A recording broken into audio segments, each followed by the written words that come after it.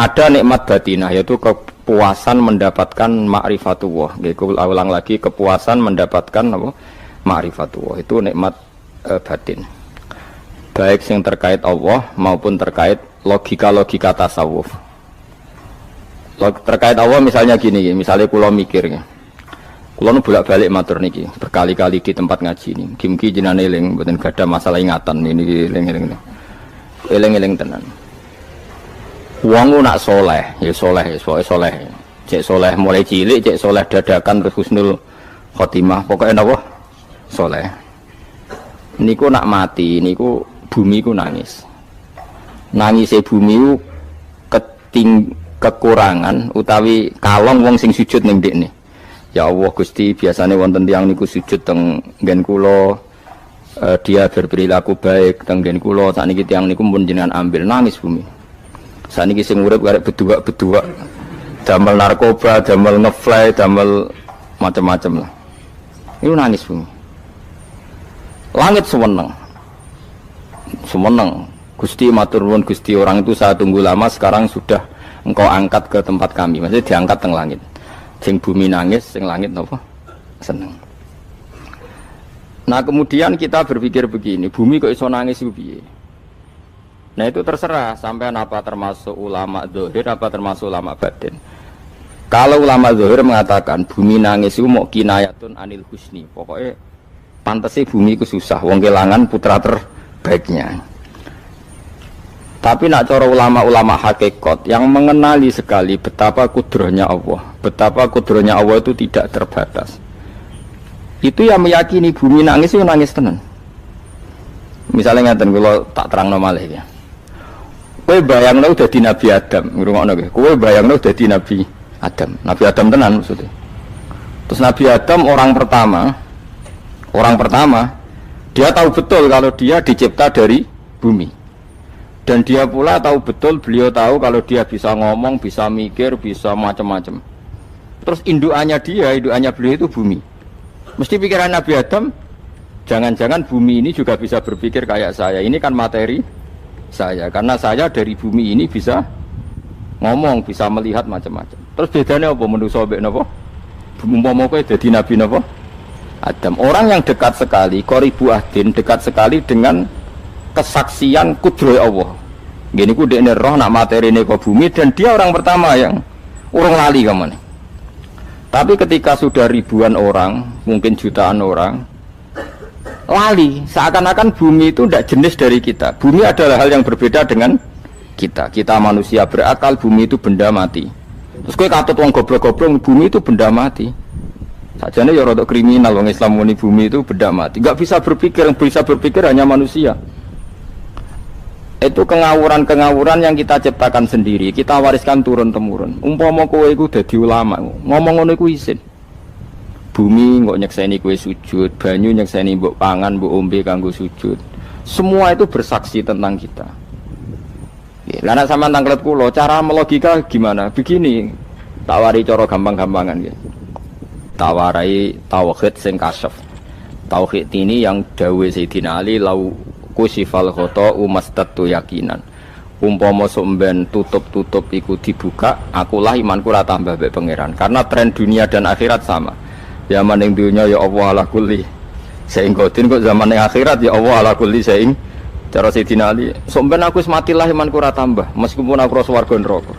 Lah kena napa? Darah padha wae, ning dunia ya pertunjukan kudratullah, ning akhirat ya pertunjukan kudratullah. Jadi pikirannya Sayyidina Ali seperti itu.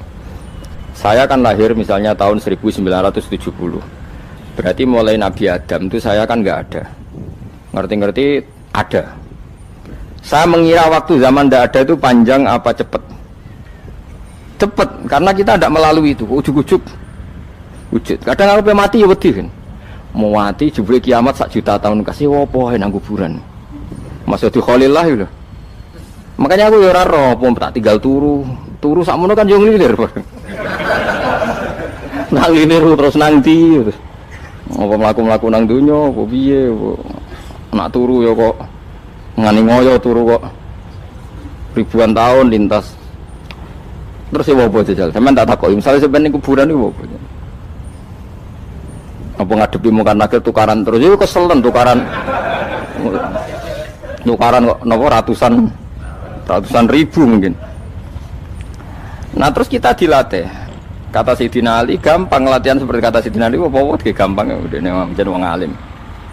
Pada akhirnya kita ini aku zaman urip yo ora roh karepe, ngerti-ngerti urip, mati yo ora roh karepe. Pas mati sampean petangin yo ora roh karepe, pokoke wa matar sauna illa ya syawah. Makanya masyhur itu dia ketemu orang ateis. Dia orang ateis itu anti Tuhan, anti Tuhan pokoknya. Dia ditanya, lalu kamu hidup itu karena siapa? Ya enggak tahu hidup. Lalu kamu mati yang menentukan siapa? Ya enggak tahu, kalau tahu mati. Ya berarti Anda enggak bisa menentukan diri kamu sendiri. Akhirnya dia taslim. Ya ada yang menentukan lah. Ya ada yang menentukan itu dalam Islam disebut apa? Allah. Disebut kalimatu haqqin alaiha nahya wa alaiha namut. Jadi kalau maknanya itu kalimat yang benar-benar nyata, yang karena kalimat itu pula kita mendapat kehidupan, yang karena kalimat itu pula kita mati, yang karena kalimat itu pula kita akan bangkit lagi. Itu yang makna hakikat. Tapi kalau makna syariat enggak begitu. Kalau makna syariat begini, dan ini benar juga. Mengenai kena ada di ulama, ciri utama ulama itu jami'ul bayan. Dia kalau menjelaskan itu indah sekali dan orang pasti taslim. Sampai saya tak warai tenan. Sampai kan biasa wiridan la ilaha illallah kan biasa, mulai mimpin tahlil sampai kepeksa mergo do tahlil melok, sampai sing darani bid'ah akhirnya ya melok tanggane napa? Tahlil. Soale wale. Kata Ibnul Qayyim Al-Jauziyah dalam kitab Zadul Ma'ad. Kitab Zadul Ma'ad itu kitab kesayangannya Sayyid Abdul Al-Haddad. Sayyid Abdul Al-Haddad itu pengarang kitab Zadul Ma'ad. Padahal kitab ini dikarang oleh muridnya Ibnu Taimiyah. Abdul Al-Haddad itu gak seneng Ibnu Taimiyah tapi seneng muridnya. Jadi di sini ulama ya demokratis. Gak seneng gurunya tapi seneng. Saja nih Ibnu Taimiyah itu orang baik. Ya ulama top ya baik, ya waras top. Tapi ngerti-ngerti Wahabi itu identik dengan Ibnu Taimiyah. Akhirnya ulama ahli sunnah penyebut itu terus isin. Mulane kiai-kiai ra ono sing dalil kala Ibnu Taimiyah mergo dicap Wahabi. Padahal Ibnu Taimiyah wong alim. Di kitab-kitab kita termasuk Syekh Muhammad piyambak nanya Ibnu Taimiyah kala Syekhul Islam nopo kala. Tapi kan ini sudah milik Wahabi sehingga kita ini terus akhirnya gak gelem nyebut. Ya jadi kitab koyo dalil fastabiqul khairat iki apa par iki dadi dalil yo dhewe-dhewe. Wah parah tenan wong-wong. Dulu saya melihat orang enggak kunut itu ya biasa. Mergo saya sebagai wong alim ngerti iku madzhab ya Abu Hanifah. Saiki nek ora kunut Muhammadiyah. Kita ini sebetulnya ahlul ilmi enggak tahu kunut itu madzhabnya siapa kita. Itu madzhabnya Abu Hanifah, yang kunut madzhab Syafi'i. Tapi tahu-tahu iki madzhab NU, iki madzhab Muhammad. Mana ada orang-orang ini bisa punya madzhab? Ngalime sepiro nganti dadi no madzhab. Tapi wis dadi bahasa, wis dadi apa? Sewajo kabeh jane. Mas repot-repot. Tak warai iki. Sampeyan ben nglafadzno la ilaha illallah iku keren ya, keren tenan mboten keren-keren. Ngendikane Ibnu Qayyim Al-Jauziyah itu gini. Min asliha khuliqatil jannah wa min asliha khuliqatin nar. Terus wa min asliha khuliqatid dunya wa min asliha buisatir rasul wa min asliha qatalar rasul. Wah, terus sampai sekarang saya tak bedai. Surga itu kan digawe kelas VIP. VIP mewah. Terus jari rugane widadari dulu kan nak wingi sebut. Kira 70. 70. Wayu kabeh ora ono sing kriting, wayu kabeh. Wayu kabeh terus gak tahu delok wong liya. Kadang bojo kita wis elek jek delok. Oh ya, widadari sifatnya maksuratun fil khiyam. Jadi gak tahu keluyuran ning ndi. Wayu kabeh. Lek surga yang semewah itu selek itu ya bagi mereka sing nglafatno atau yang menerima la ilaha illallah. Neraka sekarang dibikin dalam itu. Jadi Abu Hurairah neraka itu tes-tesane benda kamu jatuhkan ke neraka itu untuk santai ke bawah itu nunggu 70 tahun. Kila 70.000 tahun. Dikira HP mu mbok ceblokno neraka itu cebloke ngenteni 70 tahun. Betapa dalamnya. Ngentekno bego piro ya bayang misalnya. Oh itu kontraktor mana saja tidak sanggup itu disuruh ngeduk kedalaman neraka. Iku ya mau kanggo wong sing menolak la ilaha illallah. Jadi kalimat ini luar biasa. Swarga digawe bagi yang nerima, neraka digawe ya untuk yang menolak. Iku kalimat sing kena tahlilan turu iku lho.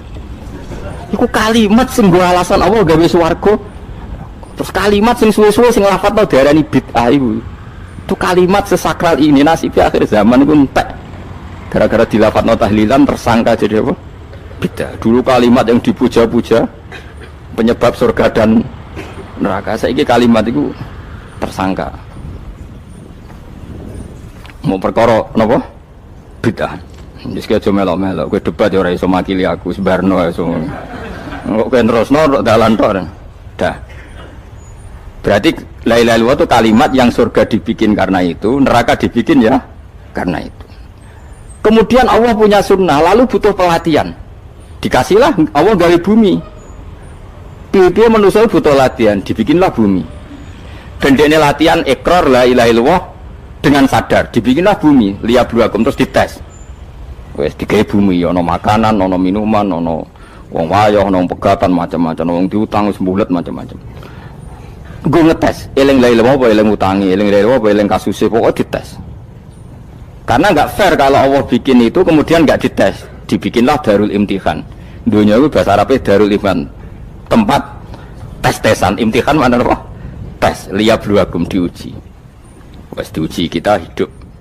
Artinya kita dihidupkannya pun oleh Allah demi tes-tesan la ilaha, itu disebut kalimatu haqqin alaiha. Nah ya sebenarnya kita hidup pun ini untuk dites. Pada akhirnya la ilaha illallah apa enggak? Paham ya? Terus dites. Allah itu juga secara hukum itu kan enggak fair, dites kok enggak punya pemandu. Dibikinlah rusul, diutuslah para rusul untuk pemandu. Tes itu kan butuh seru. Mak pemandu tok ora ono musuhe kan enggak seru. Dibikinlah setan. Saat ini sebagian kita sudah setan, tapi ini ben seru. Lho ndak setan kan minal jinnati wan nas, rumangsamu setan sopo. Baik setan minal jinnati wan nas. Jadi kena muni auzubillahi minasyaitonir rajim, terjemahane berlindung Allah dari saya sendiri ya Allah itu kata itu. Lho itu kalau lama dulu biasa auzubillahi min syururi anfusina wa min sayyiati a'malina. Sebenarnya kita berlindung hanya dari setan yang jauh, iblis itu enggak. Ya setan diri kamu sendiri, min syururi anfusina, dari kejelekan diri kita. Ngomongnya do ujug, soalnya setan tuh makhluk gaib sing piye. Lah kowe iku sapa? Nganti kowe maksiat terus mergo akrab klop, roh mbek setan klop. Mulane terus maksiat. Dah. Allah ngutus pemandu yang ngecul setan ben fair. Napa? Fair. Jadi semua darul ibtila ini juga demi kalimat. Ya, makanya disebut kalimatu haqqin sing alaiha nahya. Kita hidup ya demi mendapatkan kalimat itu. Kita mati nanti ya demi kalimat itu, artinya mati ke neraka ya karena kalimat itu kita menolak atau mengabaikan. Masuk surga ya karena kalimat itu kita hormat, kita benar dalam memperlakukan kalimat itu. Berarti alaiha nahya wa alaiha nam.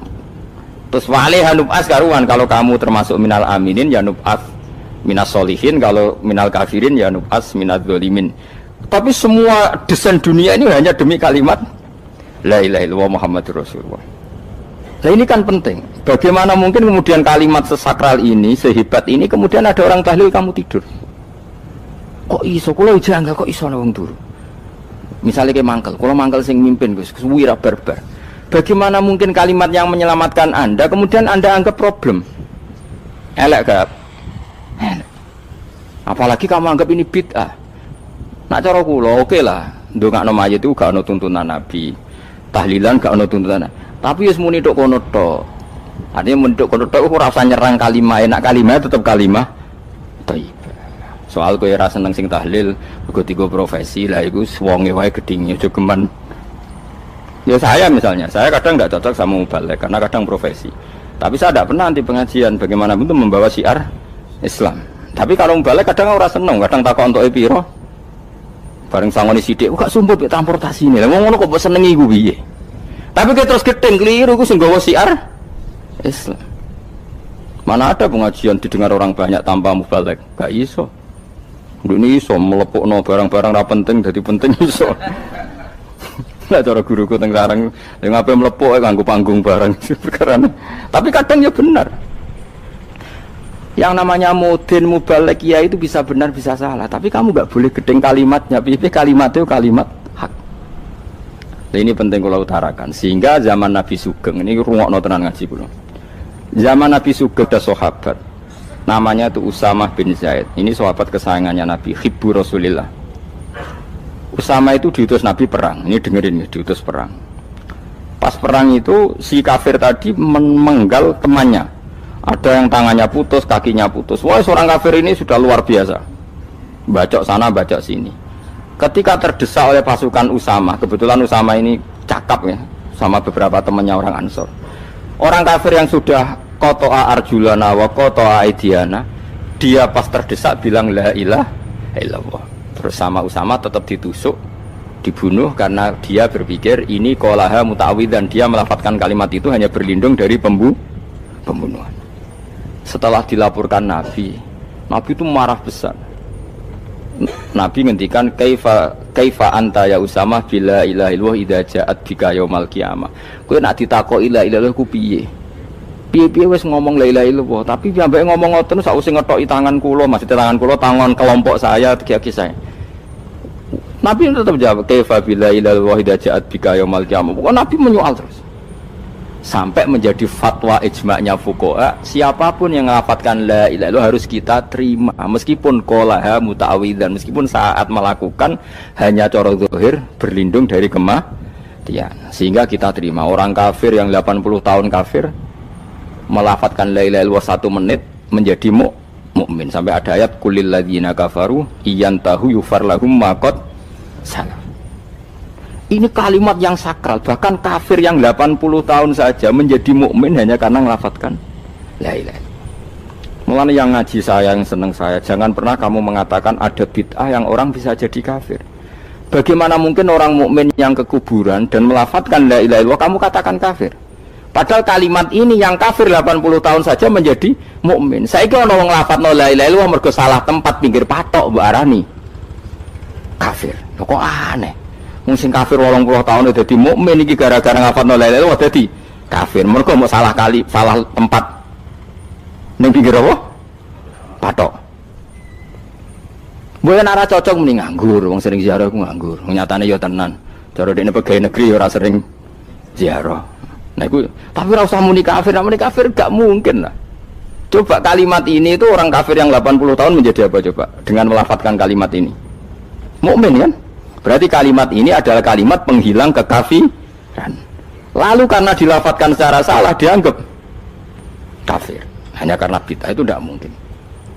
Makanya sebetulnya Wahabi yang alim-alim itu tidak berpendapat demikian. Saya punya beberapa referensi Wahabi yang alim itu tidak pernah mengkafir-kafirkan orang karena perdebatannya seperti itu. Tapi saat ini wis kuwajo. Sebenarnya kalau orang alim itu ya mirip-mirip, entah Wahabi entah tidak mirip-mirip. Karena kalimat tadi. Wahabi itu kitab terbesarnya itu Ibnu Taimiyah. Ibnu Taimiyah itu punya murid Ibnu Qayyim Al-Jauziyah.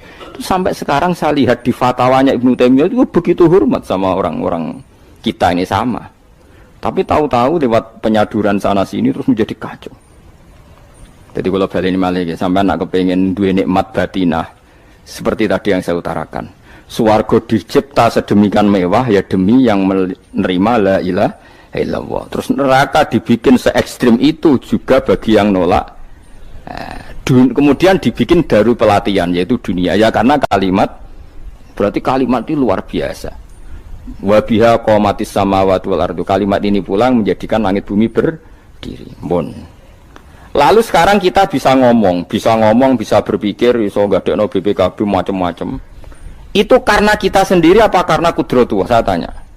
Karena kudratullah. Kalau karena kudratullah, apa susahnya Allah bikin kemampuan tanah ini nangis, tanah ini susah. Wong podo-podo kowe iso nangis, iso mikir ya mergo kudratullah, ndak karena kamu. Harusnya ya sama, bumi-bumi ini bisa menangis juga karena kudratullah. Makanya bumi ini menangis ketika enggak ada orang yang sujud. Iku ya mungkin. Wong zaman kowe iso nangis ya krana kudratullah, mestine bumi yang kamu katakan benda mati, hakikatnya dengan kudratullah juga sama dengan kita. Mulane tenggene kitab Al-Husunul Hamidiyah, kula ngrasa utang tenan mbek kitab niku. Dulu saya ngaji 2 tahun kitab Al-Husun. Kitabnya kecil tapi saya ngaji itu 2 tahun. Berkali-kali saya ulang. Itu beliau cerita gini. Dia yang ngarang itu orang alim, kebetulan dia orang India. Memang kelebihannya kitab dikarang orang Arab itu luweh bulet. Wong Arab kan semuanya Islam, karangannya itu standar. Ini dikarang wong India. Di tonggo blodor, di masjidnya, dikarang ulama yang masyarakatnya itu udah karu-karuan. Beliau cerita itu gini, manusia itu punya satu kebodohan, di mana kebodohan itu disebabkan oleh robtul asbab al-adiyah, mengkaitkan sebab sing biasa-biasa. Misalnya gini, sama saya kita omongin, misalnya ada orang bilang gini, batu ini nanti itu menjadi ayam. Orang bilang mukhal apa enggak? Enggak, jawab saja. Mukhal. Kenapa bilang mukhal? Karena dikira enggak bisa kan? Enggak, jawab saja. Jawab satu-satu. Batu ini menjadi ayam. Kamu jawab mukhal. Alasannya apa? Alasannya enggak mungkin terjadi apa kamu enggak bisa? Sebetulnya karena kamu udah bisa. Udah. Lau ukhbiro dzakar rajul. Andai kan orang itu kamu kasih tahu, klungsu ini biji asem itu, biji pohon asem itu. Nanti yang kecil ini suatu saat besar. Setelah besar buahnya banyak, tambah besar, tambah besar. Terus orang bilang mungkin. Ketika bilang mungkin itu karena dia bisa apa hanya karena menyaksikan berkali-kali ada kejadian nak klungsu ditandur iku iso dadi gede. Coba sama jawab. Karena dia bisa apa karena hanya menyaksikan itu sering terjadi? Hanya misalnya. Artinya zaman dia mengatakan mungkin itu pun tidak memberi kontribusi ikut buat. Iya enggak? Tetap bergantung kudrahnya Allah. Dia hanya bilang mungkin karena sering melihat. Sebenarnya dia enggak sama sekali memberi kontribusi. Lah ya darani mungkin ya ora urun. Paham ya? Lalu kenapa dia kecangkeman terus muni wong wis mati dadi lemah gak mungkin dadi manusa meneh. Lho zaman dadi manusa sing wis ngene iki kok mani dene lara melok gawe. Terus muni mungkin mergo sering terjadi, sering roh, sering bersaksi. Berarti sebetulnya manusia itu pakai ukuran dia mampu tidak mampu apa pakai ukuran bersaksi melihat. Bersaksi. Nah ini kan problem kita sebagai manusia itu problem. Mulane disebut wa kanal insanu dzaluman jahula wis goblok aja-aja. Mergo manusia itu nak wis goblok aja-aja. Makanya saya kemarin diminta ngisi di pondok kajen. Kalau sampeyan berdebat sama orang ateis atau orang komunis itu gampang saja. Dilatih begini seperti teorinya Quran. Ya nanti saya teruskan ini tak ulang lagi ya. Saya ulang lagi ya. Andai kan nggak pernah terjadi telur itu jadi ayam, nggak pernah terjadi sama sekali. Telur itu jadi ayam. Terus kamu mengasih tahu orang tadi, telur ini loh nanti jadi hewan yang hidup terus terbang.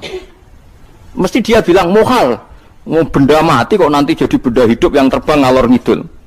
Berhubung sering terjadi dan dia pun tidak ikut bikin, bilang mungkin. Paham? Saya ulang lagi ya. Berarti dia bilang mungkin karena sering apa? Terjadi dan dia lihat. Andai kan pertama kali nggak ada telur sama sekali yang jadi ayam, terus pengalaman pertama di dunia belum pernah terjadi. Kamu kasih tahu telur ini nanti jadi ayam terus terbang. Orang ini bilang mukhal enggak? Mukhal. Berhubung sering terjadi bilang enggak? Nah berarti kita nanti bangkit dari kubur gampang saja bagi Allah. Cuma belum pernah terjadi kamu mengatakan mukhal. Nah makanya otak kita harus dibenahi. Makanya jogeman percaya ambek yang pernah kita lihat, yang sering kita lihat. Percayalah dengan akal, tapi akal waras tuh. Arah waras itu serempet tatanannya wangil. Makanya Islam itu melatih. Kul falillahil hujjatul balighah. Misalnya begini ya, dulu kalau Gerwani atau PKI atau siapa sajalah, itu kalau melatih anak-anak TK, makanya seorang ulama harus punya kecakapan penjelasan ibanatul ahkam. Itu anak-anak kecil dilatih. Anak-anak kamu terpejam, mintalah manisan sama Allah. Ya Allah saya minta manisan, saya minta permen. Terus disuruh buka, dapat enggak anak-anak? Enggak dapat Bu. Wah berarti Allah enggak ada. Sekarang minta sama Bu Guru.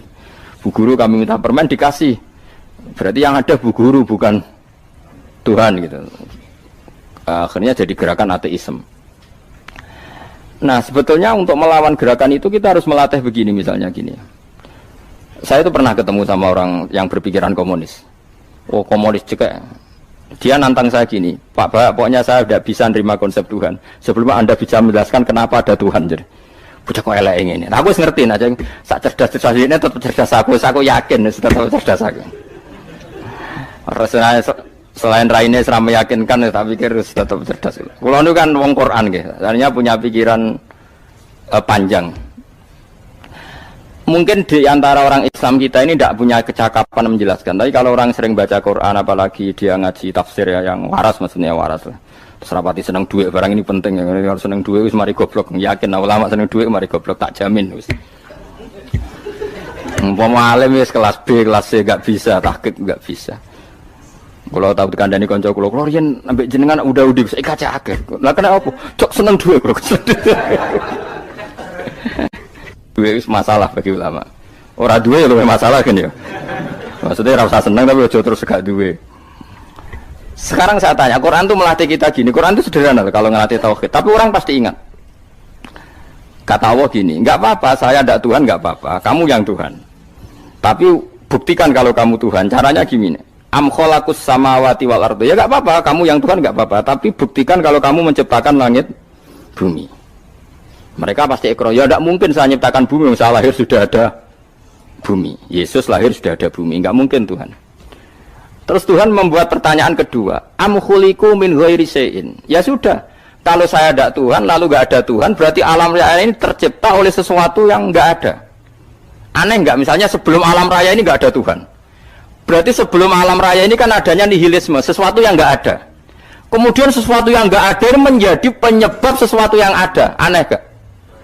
Belum ya aneh. Sesuatu yang nggak ada itu mestinya kan nggak bisa ngelabeti, nggak bisa berfungsi, nggak bisa ada gunanya. Wong jenenge ra ono iku ya ora marai apa-apa. Mau ra ono kok dadi sebab. Sesuatu yang menjadi sebab itu yang wujud apa yang nggak ada? Yang wujud. Sak takoki. Lah kalau nggak ada Tuhan berarti alam raya ini lalu sebabnya apa? Ya dari ketiadaan, lalu tiada itu menjadi sebab. Lah yang tiada kok dadi sebab tekem lho. Mikir. Di mana-mana yang sebab itu harus barang yang wujud, nggak boleh tiada kok jadi sebab. Ini kan jadi aneh, sesuatu yang tiada menyebabkan sesuatu yang ada. Terus dia bilang, ya pokoknya ronde ini kalah, tahu kapan tak pikir, pikir nganti mati temenang aku ini mana. Makanya sebetulnya dalam ilmu mantek, pertama itu kita tidak harus iman Tuhan itu namanya Allah, tidak harus. Makanya pertama dikenalkan, sementing kenal Tuhan itu ada dulu. Disebut zat sing wajibil wujud, belum disebut namanya Allah. Allah itu disebut nama Islam, itu paham ya?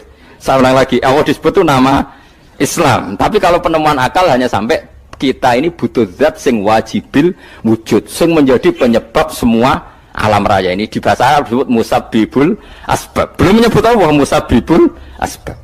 Islam pun pertama Iqra turun ya gak nyebut Allah. Iqra bismi rabbikal ladzi khalaq, khalaqal insana min 'alaq. Iqra wa rabbuka. Tuhan itu siapa? Yang mencipta. Nah, yang mencipta ini oleh syariat Islam disebut apa? Tapi dalam logika yang penting kowe kenal sik ana musabbibil asbab. Pastikan bahwa alam raya ini yang wujud pasti disebabkan sesuatu yang ada. Enggak boleh barang wujud kok diciptakan oleh sesuatu yang tidak ada. Yang gendeng ora barbar barang ra ono mbok sifati al khaliq. Sing gawe langit bumi apa? Pencipta. Penciptane apa? Sesuatu yang tidak ada. Kowe ikhlas diutek ngono kowe ikhlas ta ora? Gak kowe ikhlas ta ora diutek ngono kowe ikhlas ta. Kowe gelem dadi bodho niku. Gelem kowe. Mboten. Nah, nikmat ngono jenenge nikmat batin. Mulane sing suwenang mbek kalimat la ilaha illallah. Wes ana sing bid'ahnallah iku wong nganggur wis beno sak uni-unine. Tapi kadang memang kita berlebihan. Tahlilan rabar-bar matang puluh dina ini rabar-bar. Muka alasannya wis disangoni akeh tahlil sedih lho. Saake penggemar sing keselen, sing rantuk sangu ya butuh cepet. Lane cara kula niki penting kula utara nggih. Kowe nek ora cocok tahlilan 40 dina wis ngomong ae kira cocok model harinya.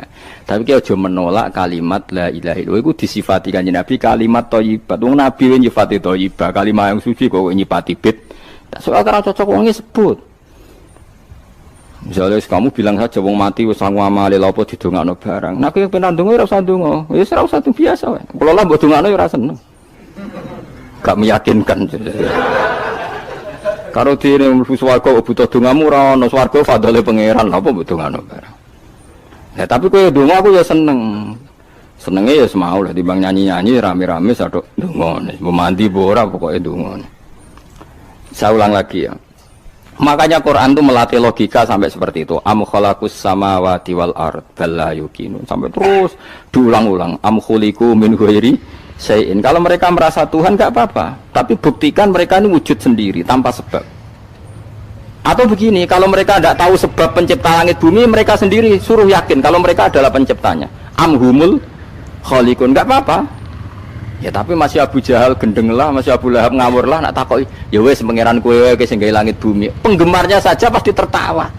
Masa Abu Lahab darani pencipta langit bumi, wong lahir ning bumi. Tapi Quran oleh nggo jawab am khalaqus samawati wal ardo. Apakah mereka menciptakan langit bumi? Bala yuqinun, mereka pun tidak pernah yakin. Jadi itu pangeran. Makanya di mana-mana orang alim itu suka debat. Karena pangeran sendiri kalau menjelaskan kebenaran seringnya juga nantang debat. Kata Allah, "Qul ara'aytum ma tad'una min dunillah aruni madza khalaqu minal ardi am lahum syirkun fis samawat." Enggak apa-apa mereka Tuhan kata Allah, tapi buktikan zaman langit diciptakan mereka memberi kontribusi apa? Apa urun bego, apa urun cagak, apa piye lah pas aku gawe langit iku dekne urun apa jare am lahum syirkun fis samawat. Misale urun apa lah? Urun tol ta urun apa lah. Itu pangeran. Mereka kan pasti menjawab enggak. Terus itu nih bi kita bimbing qobliyada. Kalau kamu nggak percaya Quran sebagai kitab, nggak apa-apa. Tapi buktikan kamu punya kitab tandingan. Nggak, mereka nggak punya juga. Atau gini, nggak usah Quran, nggak sakralan. Au atharotim min ilmin, atau kajian ilmiah yang membuktikan bahwa Yesus itu Tuhan, atau yang membuktikan bahwa berhala itu Tuhan. In kuntum shodiqin, nggak apa-apa. Kalau kamu benar buktikan. Nah itu makanya semua nabi itu punya kecerdasan. Karena tadi nabi kadung nantang itu nih bi kita bimbing qobliyada au atharotim min ilmin in kuntum shodiqin. Tapi sekarang orang alim soleh itu jarang. Yang ngono anggere wong soleh rapati ngalim, anggere sing alim biasanya rapati soleh. Lah kula itu masuk rontok-rontok ya isih rontok soleh ya rontok, tapi lumayan masih menjaga hujjatullah tadi. Sebab itu ulama dulu mengajarkan Allah itu siapa? Disifati zat sing wajibil wujud. Karena alam ini kadung ada. Kalau alam ini kadung ada, pasti penyebabnya sesuatu yang wujud. Tapi kalau wujudnya mungkin, bahaya. Wong sing gawe wae wujude terima mungkin, bisa wujud bisa tidak. Makanya dipermanenkan yang gawe alam ini zat sing wajibil wujud. Sing wujudnya wajib. Wajib itu enggak bisa enggak, pasti wujud. Nah terus kita kenal itu namanya khaliq, itu musabbibil asbab, itu khaliqul asya. Lalu oleh Islam zat yang demikian itu disebut Allah. Terus jadi la ilaha illallah. Nah orang yang bertauhid gini tentu punya kenikmatan batin yang luar biasa. Sehingga saya bayangkan nanti mati yang ngono biasa wae kan. Gusti zaman kula teng donya ora melok ngatur oksigen, ngatur nyawa, apa mati ndak ra ngoten. Mulane jare Siti Ali, jenengan jemben nak mati tambah pinter apa biasa? Ya biasa wae. Ning bumi yo ndelok kudrohe Allah, kok ning akhirat ndak ra padha wae ndelok kudrohe Allah. Mulane beliau masyhur guyonan beliau lauku sifal ghata mastatu yakinan. So ben aku nek mukasafah ning akhirat imanku yo ora tambah, ya biasa wae, standar-standar wae. Maksudnya kue ning dunya ujung-ujungnya paling pokok ya menyaksikan kudratullah. So ben ning akhirat ujung-ujungnya paling pokok ya delok kudratullah. Ning dunya saiki Allah ya matlubi sing kita cari. So ben ning akhirat ya Allah matlubi. Paham ya? Artinya hukum dunia dan akhirat itu sama. Kita di dunia golek ridhanya Allah, ning akhirat ya golek napa? Ridhanya Allah. Lah soal kecil itu, tapi ning akhirat kan masalah Gus pun rokok masalah, diutang ditagih yo masalah, kere suwi ku yo masalah. Ya biasa jenenge makhluk anane masalah. Sing ora oleh di masalah pangeran. Pangeran duwe masalah. Biasa wae. Lah makanya kula suwun nggih aja geman gedeng. Oke pemirsa dimanapun Anda berada, terima kasih sudah menonton video ini. Semoga banyak manfaat dalam video ini. Terima kasih sudah menyempatkan waktu untuk menonton video kami. Kami admin Munir Channel mengucapkan banyak terima kasih. Assalamualaikum warahmatullahi wabarakatuh.